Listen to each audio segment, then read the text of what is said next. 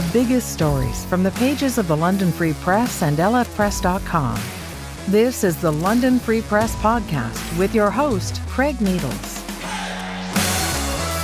Episode 3 of the London Free Press Podcast. Welcome to the podcast. As you heard, my name is Craig Needles, and we are diving into the biggest and most important stories that you can find in the London Free Press and at lfpress.com. And to do that with us today, we are thrilled to be joined by reporter Megan Stacey. Hello, Megan. Hey, Craig. How you doing? I'm okay. How are you? Good. There's lots to talk about, actually, that I wanted to get to with you, but let's just begin with a story that you can find on the website and in the newspaper, obviously. And the headline is, "Are city officials pushing homeless Londoners into Riverbank encampments?" This is a hot button topic in the city of London. Tell us more about what these river encampments are like and what you have seen and what you have heard as you've been reporting this story. Well, you know, Craig, the day we went down, it was raining, right? So these riverbank encampments is basically in a floodplain. It was like a mud pit, right? And I mean, that's just the reality of living outdoors, right? On the one hand, and being in an area along the river. But, you know, it really stands out to you. Like this is people living in tents, right? All your worldly possessions are right there in a mud pit outside your tent. A porta potty had just been delivered a couple of days before. So we talked to some folks who said, you know, that's a big improvement. And you imagine, you know, the number we're getting, a couple of folks weren't home when we were there, but the number we're getting from agencies that are there, you know, on the ground almost on a daily basis is almost 20 people, around 20 people are living there right now. And so you think of 20 people using the same porta potty, that's not a good situation, right? I mean, it's definitely stark, and I think it's a little bit shocking.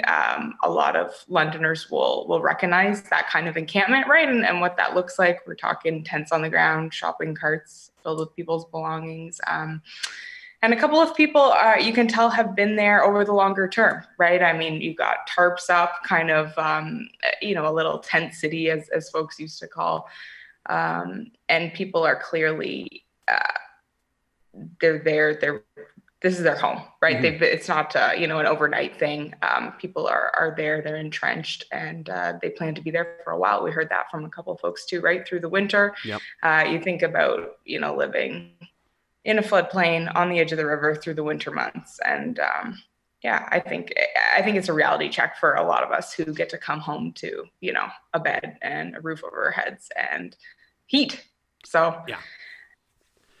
No, I understand. It's a difficult situation. I'll say that Chelsea Green Park, which is on the other side of the river from where this encampment is, that's in your story here, that's a park that my daughter really likes. So we go there on a pretty regular basis. And, you know, as we're walking through there, it's sort of the section sort of as you go towards Wellington, you see the camp on the other side of the river. And sometimes there are people that are yelling at each other. Sometimes people are just yelling at themselves. And these are obviously people who are dealing with mental health issues, people who are dealing with addictions issues, and they're having a tough time. So this, I think our reaction as society should not be, oh, what are these people doing here? It's what can we do to assist these people? And I know a lot of people are looking to the City of London wondering, how did you let this happen? And you know what? It's a complicated issue, Craig, and I think we all get that too, right? Mm-hmm. And it's not the first time that we've seen an encampment along the river. It's definitely not the first encampment we've seen in the city, and it's not going to be the last, right? And talking to city officials, you know, they say we see the same cycle, so to speak, right? And so it starts as a smaller group, say 5 to 10 people, and generally things are okay as they can be when you're talking about an encampment, you know, 5 to 10 people living outside and have nowhere else to go, right? Mm. But, and then things start to grow, right? And we've seen that along the river here, you know, both advocates and the folks who are living there say that more people are arriving. And then generally that's when you start to see maybe some more violence, maybe a little bit more conflict. The drug culture can start to grow, and that's when generally, you know, police, bylaw, and city officials are getting involved because of what they call health and safety issues, right? So it's at that point where they say, okay, this can't continue as is. This is a safety issue for the people here, maybe for the people around. And so that's one of the things that I think is important to keep in mind. And that's why we see this pop up, right? We talked about Queen's Park near the Western Fair earlier in the pandemic. Same with Bathurst Street outside the Center of Hope. And so what City Hall says is, listen, it's a city-owned land. There's not a safety risk right now. And so we're trying to respect where people have chosen to, find their home, make their home for now, and we won't be moving them along. Because, Greg, that in itself was a hot button issue, right? Should you be breaking down encampments and moving people along? And we see that all the time. But the issue here, and what we're trying to get to is, are you breaking down encampments in other areas of the city? And is that forcing people down, along the river, right? And we talked to a couple of people who said, they were camping out maybe on Dundas Street, maybe in Old East, closer to some of the agencies that they're using or they're frequenting for meals, showers, that sort of thing. And so it's not an easy answer here, right? Advocates are concerned, obviously, that this sort of encampment's a lot less visible. You don't get sort of passersby. You don't have people kind of feet on the street, eyes on the street, that could maybe provide some help to somebody if there was an emergency. Obviously, that comes with its own set of issues, right? We're talking about nearby businesses. We're talking about people who complain about these things. Less visible means you may get fewer complaints, right? If you're down along the river, of course, you're not maybe going to have the same businesses calling or folks calling to say, hey, what's going on there? But I think your original question was, how could the city let this happen, right? And what we're seeing right now is just a real crisis. That's why we called it in crisis, right? And everybody knows that. And I know the folks at City Hall are well aware of that too. But we're talking, at least 100, more likely a couple hundred people who are living on the street or, outdoors. It's called living rough or living unsheltered, whatever you want to use. And that means those people really don't have anywhere to go. Winter's coming. We sometimes see that some of those folks can find a place to kind of crash for the winter, right? On somebody's couch, in another unit. But you add COVID on top of this and you wonder, is that going to happen to the same degree this year? We don't know. Yeah, we don't know. And there are going to be obviously some folks that don't want to have anyone else into their space because of COVID, as you mentioned, and we're being told, okay, keep this to just your family or just whoever it happens to be. So there's another layer of complication here, another concern for city officials to be looking at as we really dive deeper into how the heck does this happen? Because you mentioned breaking up other encampments. That's significant because I want to talk about the one at Western Fair. There was a lot of attention put on that one when that one was broken up. And I know that there are people that were at that one on near Western Fair there that have moved over here. So it's just a matter, sadly, and I don't mean this to come off callously, but it just sometimes feels like the city is just shuffling these people around from place to place. And I know that it's not as simple as just snapping your fingers and having a better solution than that, but I wish that there was a better solution than that, Oh, absolutely, Greg. I hear you completely. And you know what? I think everybody in the city would agree with that, right? We all know there's an issue here. And one thing that I thought was really interesting and what I hope we've been able to bring to readers a little bit is, chatting with the people who are now down along the river. And obviously everybody's got their own story. Everybody's got their own scenario, their own reality. But there were a couple people I talked to and I said, listen, you're pretty entrenched here. This is clearly your home. You're putting plans together for the winter. If a housing unit was available, would you go? Is that something that you want, right? And there's kind of just this disheartened sort of disillusionment, this idea of the reality that, you can be on a housing wait list 4, 5, 10, maybe even more, right? We're talking decade plus if you're a single person waiting for a public housing unit with a rent you can afford, rent geared to income. So, it's really interesting to talk to those folks and say, as you say, are you just getting moved from one spot to the next to the next? And a lot of people have written me to say, hey, some people just that's where they want to be. And that's true. There's a small portion of people who, for whatever reason, that's what they prefer. There was a fellow, Aaron, who we talked to along the river who said, I came out here for some peace and quiet, right? He was living in a public housing unit, not in his own unit, kind of staying there wherever he could get a spot for the night. And he said, this has been better, right? I was on the breaking point, and I came out here with a friend. This is what I wanted, right? And sure, that's a scenario for some people. But as you say, we get to this reality of, are you kicking the problem down the road, literally, or, you know, down the hill towards the river? And what does that do to us as a community, right? I think there are a lot of really good questions that have been raised. It's not the first time we're talking about all these things, right? Consent, your autonomy, your agency. Do you have the right to kind of live where you want to live?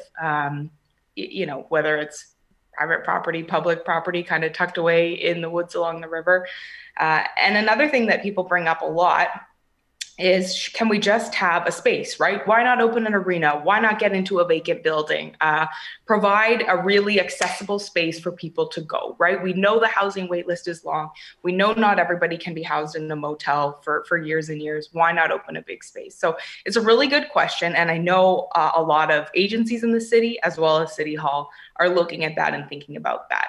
I think the one thing that people maybe don't think about as much as we need to is, what does that really look like, right? It's not ethical, and it likely wouldn't even work to be, you know, grabbing people with their own individual challenges from where they've chosen to make their homes, and, you know, hurting everybody as if, you know, you're barely human into a big vacant space. It's hard to tell someone, oh yeah, this is where you stay now. You stay here. You don't go back to the place. Yeah, you can't do that. It doesn't work. Exactly. It's about the staffing, and it's about the support, right? This is not, you know, kind of like close down an arena, put a few staffers in there, and this can be, you know, a quote unquote shelter, right? Or a day space for folks. So obviously, I think the trend is towards looking at something like that. We obviously need something like that where, you know, you can go, you know, sleep, have a shower, get something to eat, not be, you know, fighting for your survival every second of the day. But there's a lot of questions there about, how would you staff that, and how do you really make it effective, right? How do you have that be an ethical and solution-oriented option for people, rather than just something that turns into, you know, a negative or another space that you are moving people. It's or something that you have to obviously keep watch of, because you don't know what's going to be going on there. There's a variety of concerns, and that's the thing that's frustrating about this is, and there's a lot of things that are frustrating, but one of them is, there is no simple solution here. As we said, it's not going to take one particular level of government or one particular organization or body. There's a lot that has to happen here. We're talking about mental health crises for a lot of these folks. We're talking about addiction issues for a lot of these folks. There are a lot of different things to consider here. So when someone says, well, this is the spot I want to stay in, this is the spot I want to be in, okay, but there might be ways to help that person beyond just that. And we talked about it with Randy on the second episode of the podcast when we were talking about a girl. And there are just a lot of flaws in the system. There are a lot of flaws in the system, and this type of story just kind of underlines those flaws. Is, here's what happens when you have, I'm not even going to call them cracks in the system, just literal giant holes. There are a lot of people that fall through them, and they wind up in spots like this. Craters. You're absolutely right, Craig. I mean, they're not cracks anymore, right? Yeah. They're huge, glaring holes, and we all know that, right? And I mean, it's been interesting to see this conversation shift in London over the last, I'd say 2 years, maybe 2.5 years, into, you know, really settling into that word crisis. We all call it a housing crisis. I don't think there's any question about that anymore. And so, yeah, that means there's a lot of layers here, right? There's layers upon layers. And like you said, Craig, it's often mental health, it's addictions. You know, I had a really interesting conversation about another element of this story with somebody on Friday. And they said, you know, there's no single cause of homelessness, but if I had to, you know, pick a driver, if I had to, I'd say trauma. And we all know that too, right? That's what we're talking about. It's not, people aren't choosing this, right? This is a long-term issue. And as you say, it's got the layers. So it doesn't mean it's going to be an easy fix, but I do think you're seeing that public pressure to say, we got to look at other options. We got to look at creative solutions here. And you mentioned many layers of government. So true too, right? We tend to say the city, what can the city do? Where's the city here? Absolutely valid criticism, I think, but also, you know, we got to say, what are the other levels doing? What kind of funding? What kind of resources can we get? And how do we put that into something that's going to be a broader solution rather than slapping a Band-Aid on the thing, right? Or kicking the problem down the road every time. So, yep. And there are a lot of Band-Aids that gets put on there. And I think that the provincial and federal governments have to be on board here from a mental health and from an addictions perspective, just because the city, the way that our tax system works in this country, the city does not have just the extra cash to say, okay, we're going to do this. They can't go into debt and things along those lines. We don't need to go too deep into that, but it can't just be, oh yeah, why doesn't the City of London handle this? That just isn't the way this is going to work. That's not the way this is going to shake down in a way that's productive if it's just the City of London who's responsible. At least not in a long-term way, right? And I think it's totally valid for all of us to say, what's going to happen this winter.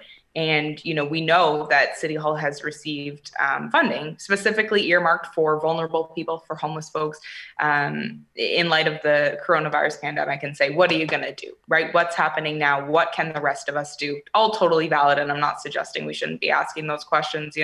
I'm getting a lot of feedback on this story that basically something along the lines of, well, what do you expect? Or what is it that you're hoping will happen here? And I think this is one of those issues where, Randy and I aren't writing this story, with some like secret plan on the side that we're hoping to enact in the City of London, right?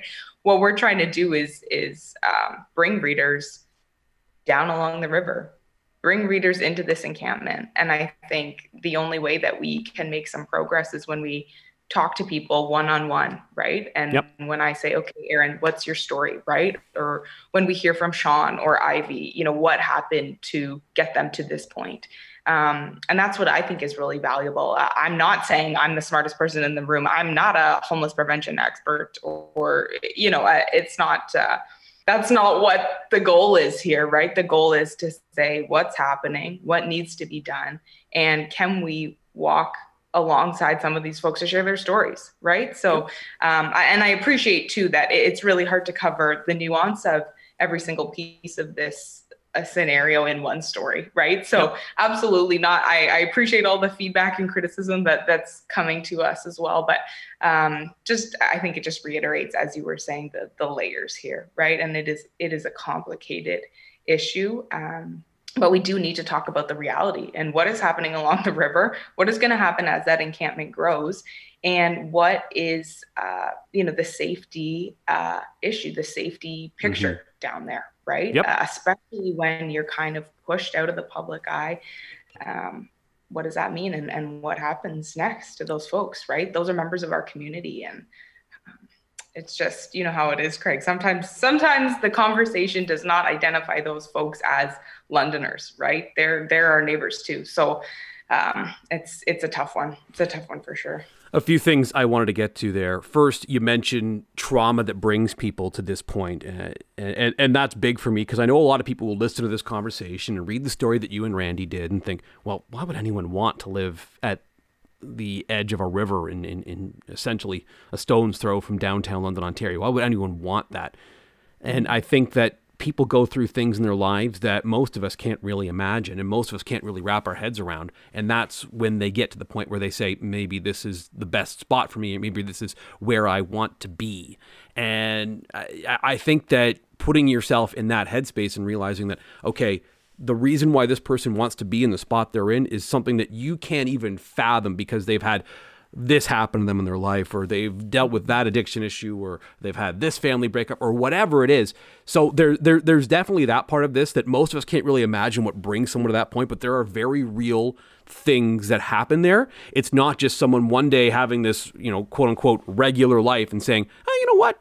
I'm just going to go live down by the river. I'm going to get my tent and just go live over by the Thames River. That's not how this goes. It takes a long time to get to that point. And I think that some of the stories of the people that are there that you just mentioned that you had a chance to speak to really underline that, right? Absolutely. I think you're right, Greg. And, it's interesting because a lot of the advocates that are doing really great work in this city, sometimes they really drill down into specific issues. I know you've talked about this many, many times, is the income, right? Yep. And so we talk about a layered issue and, things that have happened decades ago in your life that lead you to this place. True. And it's also true that some solutions or some of the issues might be more simple than we think, right? If you don't have enough money to pay rent, If you are, lose a job and there's no safety net, no support system, no backup, it's amazing how quickly you find yourself in a really tight spot.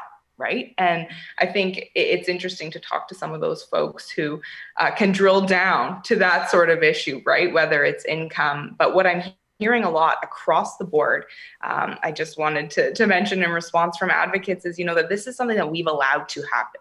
Yeah. Right. This is, we know there are systemic issues. Yeah, we know everybody needs a whole lot more cash to address the problem. Sure. But we also know that this is a reality that we allow. Because as we said at the beginning of our conversation, this is the first time we've seen an encampment along the river or anywhere else in the city. It's not going to be the last. We know that, right? And this is a reality for our city right now. So to us, I think the important question is what next? Where do we go from here? And are we going to allow this as a reality going forward, especially through the winter months? I know you mentioned homelessness experts, and Craig Cooper over at the City of London is someone I know you spoke to for this story. What are the people there saying about encampments like this one and the idea of breaking them up and things like that? Yeah, a really interesting question, Craig. And the other Craig, yes, we've had a lot of chats with Craig Cooper at City Hall.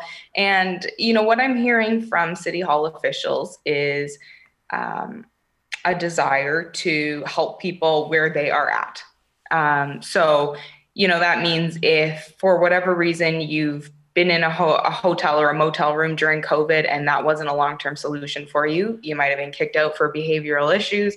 There may have been drug use that, didn't jive with the setup there. There may be another reason that you left or were told to leave, right? And Craig's point is that people are going to choose another option, right? And so this is what some people, where they've landed, whether by choice or less by choice.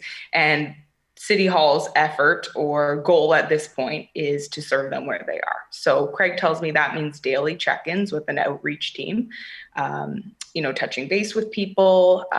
That's sort of your touch point, possibly for basic necessities, right? Not necessarily from City Hall, but we're seeing other agencies come in with the clothing, the blankets, the food, and City Hall is a part of some of those efforts, funding some of these meal programs, things like that. But in terms of breaking it up, you mentioned, at the beginning of our conversation, Craig, this is a hot button issue. And yeah, isn't it? We know, I think it was maybe 2 summers ago, it was the OEV, Old East Village tent city that, was the big question. And is City Hall going to break this up, or are they going to allow people to stay in this home that they built, the place they've chosen to live? And so what Craig tells me right now is that if it is city owned property, City Hall, and there's no health and safety issues, City Hall will, quote unquote, allow an encampment, right? They're not going to be in there breaking things up. They're not going to be moving people along. So that raises a whole bunch of other questions about, okay, city-owned property, where are most people staying, right? A lot of people are behind, still in the old east, maybe behind the Arcade Mission. We're seeing folks in a number of places around the city, right? But the difference, or potentially one of the differences here, is that what they call the Wellington Valley, along the river, along the Thames there, sort of at the end of Maitland Street. This is the area we visited. That's city-owned land, city property. So Craig says, we haven't heard safety issues. We haven't heard of, big troubles with violence in this encampment. And so the desire right now is to connect with people, to offer services, and not to break up the encampment and move them along. But it comes back to the cycle that I talked about, right? City officials say, we've seen this before and we expect to see it again. As that encampment grows, there are likely to be more issues. And it may get to a point where, if there is violence, if there is serious health and safety issues, right? Everybody knows what we're talking about. It might be the drug use. It might be illegal activity. It might be assault. Fights break out. Yep. Assault, like you said. Yeah, yep. absolutely. All sorts of things. Yep. So, that's what the city is saying at this point, right? That the cycle in this encampment may reach that point as well, at which point there may be a different party line, so to speak, right? There might be some different actions taken. And so talking to a couple of other folks at City Hall, including the manager of that outreach team, she answered a couple of questions for us, and in her statement said that, they're obviously the goal when you're talking to somebody who's living on the street is to have them access emergency shelter or what's called a resting space or a day resting space. So that means, we want to get you inside somewhere where you can access a bed, hopefully, a hot meal, some water, and in the day resting space, usually a shower. So we come back to what you and I talked about, Craig, which is obviously we all deserve a bed, a warm meal, and a shower. And it leads to a lot of questions about how can you broaden the capacity? Because I think we have about 40 day resting spaces right now. And we know we have, according to City Hall numbers, there have been 138 individual folks who have been unsheltered in the past month and a half, couple of months. So agencies say that number's a lot higher, more like 200 plus people who are facing this right now. But either way, we know that's a lot more people than can likely access a day resting space. And our emergency shelter numbers, generally they have room for 300 plus folks, but because of COVID and physical distancing, we're down about 100 beds. So the numbers don't add up very well, right? And we know that there are going to be some problems there. But to answer your original question, Greg, the City Hall response at this point is that there is no compelling need to break up the encampment in Wellington Valley. Well, I suppose we're going to have to wait and see how it goes. It's difficult. And I know that there are some people in our community that would say, well, no, that's disgusting. Who cares about those people? They're on their own. But I think that number has become smaller and smaller as time has gone on. I think more people have kind of realized there, but for the grace of God, go I types of in these situations, as far as, a couple of bad breaks here, a couple of bad breaks there. I'm not too dissimilar from someone who's at that encampment, but this happened to them and it didn't happen to me. I think a lot of us are realizing that. So I think that the attitude in the city towards people who are at an encampment like that or dealing with addiction issues, or certainly with mental health issues, is a lot different now than it was 4, 5, 6 years ago. Do you agree with that in your reporting? Yeah, I think so as well, Craig. And, it's kind of interesting because when you write a story like this, you get a lot of comments and a lot of feedback, and that's good. I really like talking to people who read our work, but you get sort of comments all across the board. And I see what you're saying. I really do. And I do think that we've seen kind of a shift. And I think people are realizing, as you say, first of all, you might not be so far from a bad situation yourself, but perhaps more importantly, regardless of where you are, we've got to have a thought for everybody else in the community, right? And sort of like this thing doesn't work if, our that gap in our community grows and we get into a have and a have not, and the gap grows even larger, right? And I think when you talk about a housing crisis, it's not necessarily what we're talking about here today, but we know that middle is getting pretty precarious for folks, right? A lot of people who are not facing maybe the same challenges as the folks in the Wellington Valley, right? Who are literally just trying to make those numbers add up with the paycheck to the rent. That's not working so well anymore, right? And so we're going to see, I think, a lot larger of a problem as we get going here, just point blank, right? People are having trouble finding affordable housing. And I don't mean quote unquote affordable housing with subsidized rents. I mean a place that they can afford to live. And so I don't know if that's changed the outlook at all for people. I think it might have, but largely I think you're right. We get a bit more of is it fair to call it a collective mindset to say, I think so. We got to look out for the people in our community who are facing these kind of challenges, and nobody who doesn't really want to should be living in a tent in a floodplain, right? And it's been interesting to see that shift. I still get a lot of emails and comments that are less on the compassionate side, but I think, as you say, I do see a bit of a shift towards what are the creative solutions, right? What's something that's going to be effective? How do we move from the Band-Aid to a longer term, even a medium term solution? And that's really heartening. And, I think you see that across the board. We know there are a ton of people doing great work in London. But, it also means the powers that be, right? There are a lot of people who are trying to do the right thing here and are trying to create some solutions.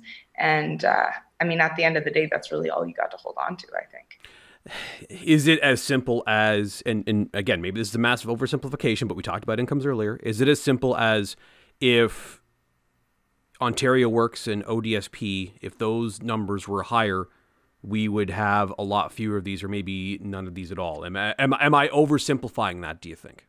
Well, you know what, Craig, I don't think so. I'm not a homelessness expert, but I can tell you that a lot of advocates say that exact thing to me, right? We talk a lot to the people who run agencies who support people who are living in the Wellington Valley. Chuck Lazenby comes to mind. She leads the Unity Project, and she says that all the time, right? I mean, how can we address this problem without addressing that issue, right? And how can you get yourself housed? How can you get yourself ID and make your doctor's appointments and, go down that journey, whatever the next steps are for you if you do not have any money? Yeah. And, when you look at those rates and you look at what you can get in our community right now, I'm about to move, and I'll tell you the housing in this city is unreal. It's unreal. And that's rental prices. That's, housing prices. We know that. And so I tend to think you're onto something there, Craig. I'm not the expert in this situation, but I can say that a lot of people who have been doing this work for decades are saying that as well. Yeah, I think that's at the very least the most important first step. And look, housing's important to people's lives, obviously, and stability is important to people's lives. But none of that's going to happen unless there's actually some dollars behind that. And right now, it's not enough. And I think that it is really wasteful the way the system is set up currently, because if we were doing a little bit better for those folks, we're not seeing such strain on our healthcare system, on our resources for homelessness, our resources for mental health, justice system. There's all these different things, and I've talked about this before, but I feel as though it needs to be talked about once again, that we are doing things the expensive way and not the ethical way. Those things are happening simultaneously, and I think that we need to have a really significant rethink as far as how social assistance runs in this province, and the outcomes that we have currently for the system that we have set up are what you are seeing on the banks of the Thames River. You know what, Craig, you just made the point. And we heard this almost a year ago at our Face It, Fix It forum. And Dr. Sarita, who, works daily with people who are in this situation, said, and actually it was very interesting, Craig, because if I remember correctly, she was answering a question that had come from the audience that said, how do we get proper sanitation to people who are living in tents? And she said, you are asking the wrong question. Yeah. Right? She said, we can pay for this on the front end, or we can pay for it on the back end. And the back end's usually more expensive, is what I've noticed. That's right. That's right. And it means that, you're missing the opportunity. You're pushing people further into precarious situations, into dangerous situations, into unhealthy, unethical situations. We all know what that looks like, right? I mean, it's not good. And you can pay for it now, or you can pay for it later. And it's interesting now when you talk about that COVID layer on top of everything, right? Hospital admissions. It makes me think, right? Because that's often a metric that we use, right? If we're not going to pay for it on the front end, you're going to pay for it in things like healthcare, hospital admissions, addiction services, all of these treatments. And you look at a lot of those agencies, a lot of those institutions, their capacity is restricted right now because of COVID. Their resources are, occupied in a lot of other ways.